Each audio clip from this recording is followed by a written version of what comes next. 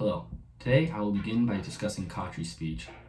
I like listening to this topic because I thrift shop often, and I have probably been guilty of doing some of the things she warns about in the past.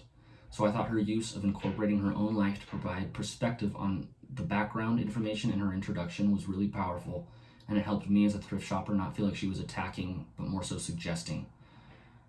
The language and inflection she uses, I thought may have been a little dry, even though this topic was something that I found fascinating. I found myself zoning out a few times throughout my first listen. Perhaps the use of a visual aid or a livelier tone would have kept the audience better engaged throughout. Overall, I think her speech did a good job of using what she taught us in the informative speech as support to drive home the point she was making about the strain on lower income families increased thrift shopping among the middle to upper class may have. I definitely will take these points into consideration the next time I am hunting for a deal for a sweater. Next, I would like to talk about Shayna's speech.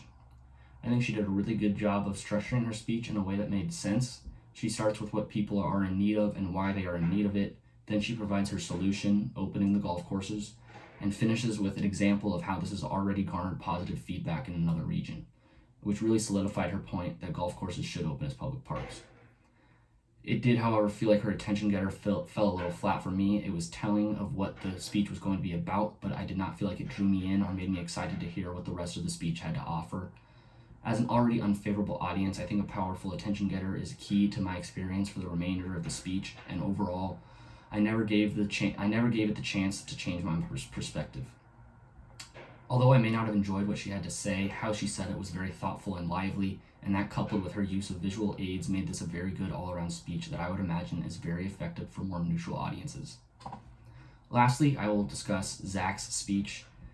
I was really glad to see or hear that he took the advice from the informative speech of increasing his volume, because not having to focus on hearing him made the message come through a lot stronger and clearer. I feel like he used a lot of pauses, but some of them were either poorly timed or shouldn't have been used at all. It is sort of hard to pinpoint it though, but the addition of and occasionally throughout the speech made the sentences not feel like they flowed very well together. I think he could potentially spend a little more time in the rehearsal phase of the speech for next time to help his points come across with a little better rhythm.